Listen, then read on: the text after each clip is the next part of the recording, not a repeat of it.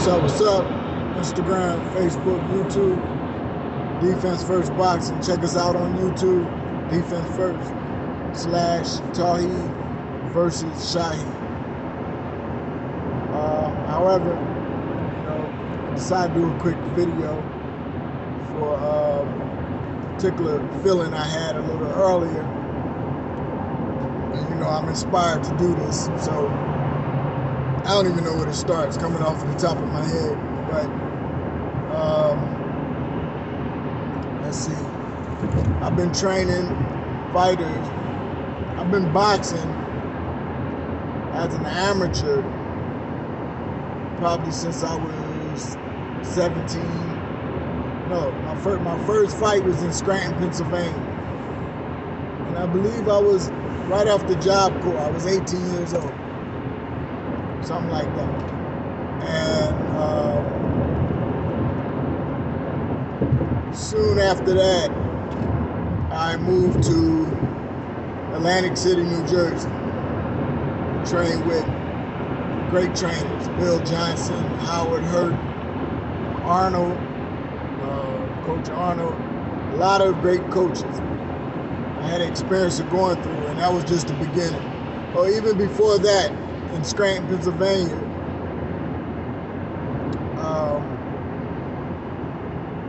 trained with a great coach who actually was a boxer himself. Reed. Shout out to Coach Gene Reed up in Scranton, PA. Man, that was probably not my first coach, but my first influential coach to actually where I can see the boxing in perspective as a life.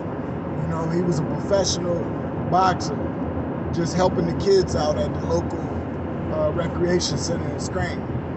And from what I heard, he's still doing it to this day. Unbelievable inspiration. Nevertheless, these are my first experiences as that I can remember. I do remember another two coaches in Philadelphia when I was about 14 years old, and one of them has passed away, I haven't heard from the other one. It's a big tall guy named Sharif. He was my actual trainer. I had a lot of fun. It was at the Boys and Girls Clubs in 17th and Huntington Park. Same gym.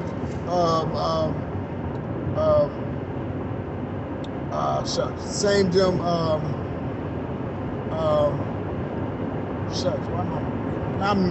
Not Purnell, but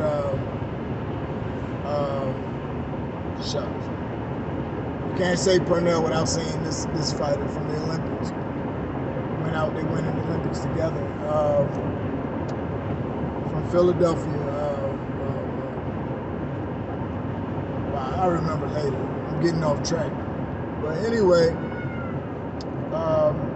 after Scranton, PA, went to Atlantic City, New Jersey, trained with world champion Levander Johnson and John Easton Beast Brown, and I trained with their trainer, who was Bill Johnson, Mr. Bill Johnson, and had a great experience there. Moved on from there, I went back to Scranton for a little while. Then after that, I met somebody named Jason Gathering. It was a young man there. He was training, but he didn't really have a trainer. He wasn't inspired. So he asked me to teach him what I knew. I didn't think I was a good trainer. But what do you know? We won all our fights with him in Scranton. But me not even thinking that I'm gonna be a trainer. I'm thinking I'm gonna be a world champion myself one day. But I moved back to Philadelphia. He ended up being the number one in the country. Maybe number two in the country. Jason Gathering, heavyweight. And I don't think he ever forgave me for leaving him. But nevertheless, from Philadelphia back to Scranton, from Scranton to from Atlantic City to back to Scranton to Philadelphia, back to Scranton. After that, in 2000, I moved to Atlanta, Georgia. And this is where I realized my potential as a coach. And when I was in Philadelphia, I had trainers too. Howard Mosley. I trained with Joe Frazier. Joe Frazier wanted to turn me pro, but Howard Mosley told me that I'd be a better. He said, I'm going to tell you what his trainer, he said, I'm going to tell you what my trainer told me.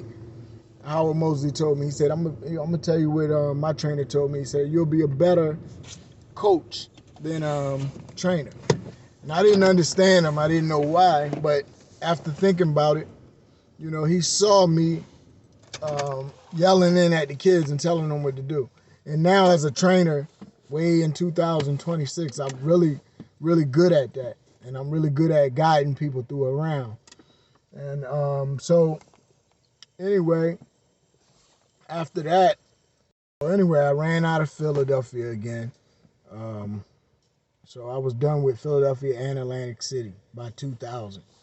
And my boxing experience up there didn't go that great because I learned a lot, no doubt about it. But after everything, I learned that, streets are too involved in boxing up there. It's too much, favoritism and, it's real cliquish, and especially in Philadelphia. And it's easy to be used as a sparring partner. Hey there. It's easy to be used, and nevertheless, even by close people, it's crazy up that part of Northeast America.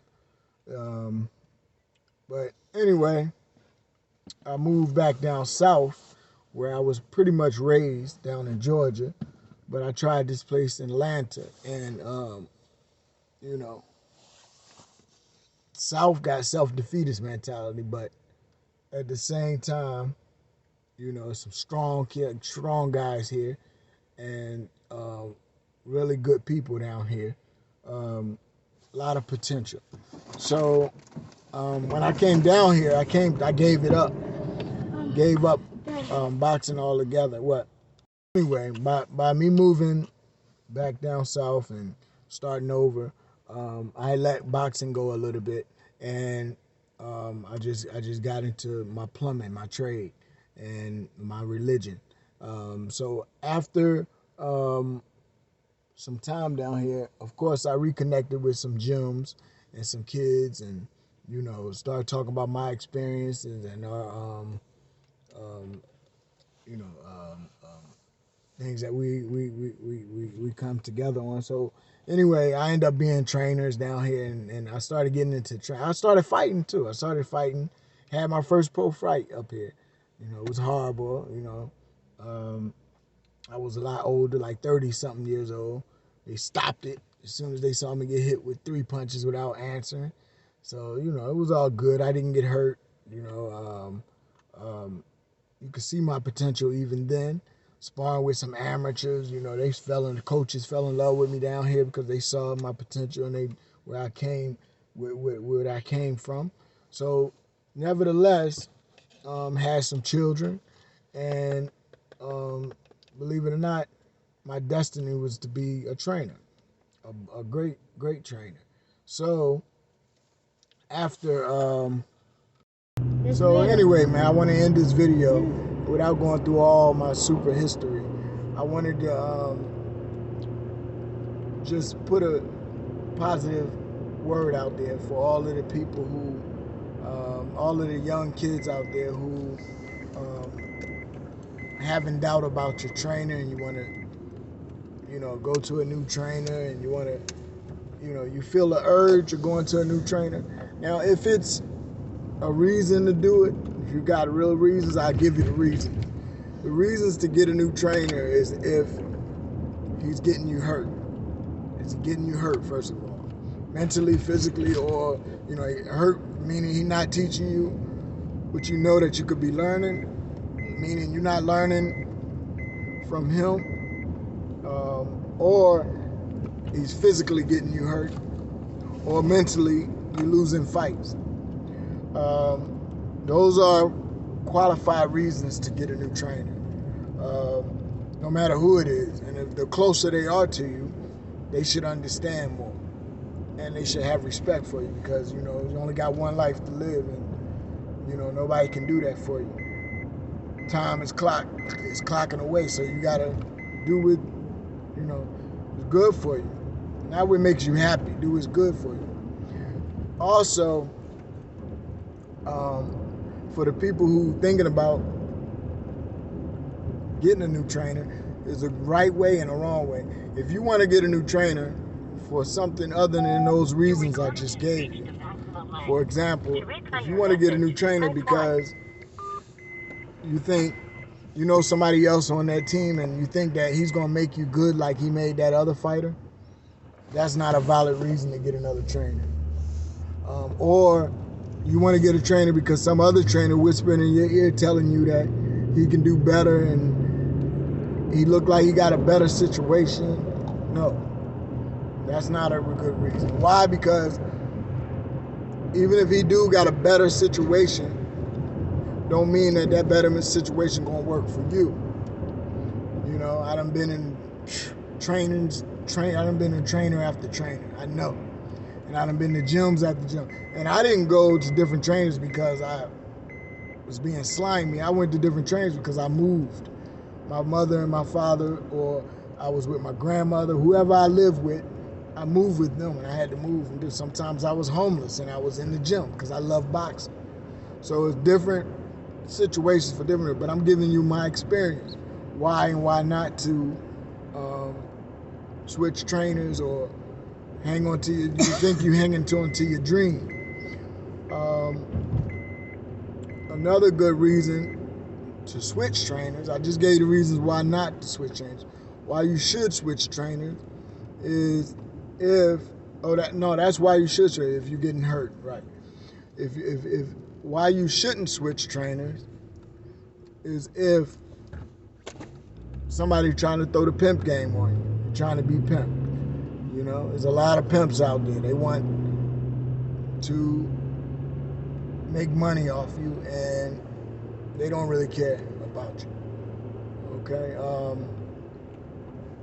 So the reason I'm bringing up this topic, because there's a lot of fighters out there that even come to me and ask me, can I be their coach, or I'm coaching with this, but they give me little hints that they want somebody else to help them because they don't think that person doing good. Well, like I said, you have to go by that criteria I just gave you. If he hurting you, physically, mentally, or spiritually, because it may hurt your career. It may not hurt you physically, but it may hurt your career if somebody not teaching you the right techniques. So, of course, you should counsel. Go to your guide first, and then counsel with the individual trainer who's training you. See what he got to say about it. But been through a lot of different training, a lot of situations, and I got respect and love for them all. A few of them don't like me now. A few of them got upset, broke a few hearts by leaving.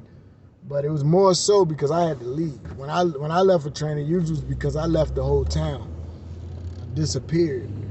I broke a lot of people's heart. Friends, family, I just disappeared. But I had to do what I had to do, and I learned a lot from it.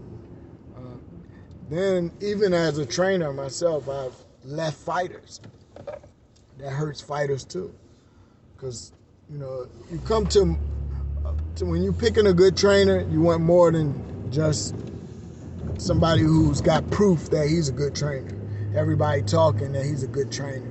Or you see fighters that made it to the nationals or even a championship. That's not proof that he's going to be a good trainer for you. But let me go, man. Peace.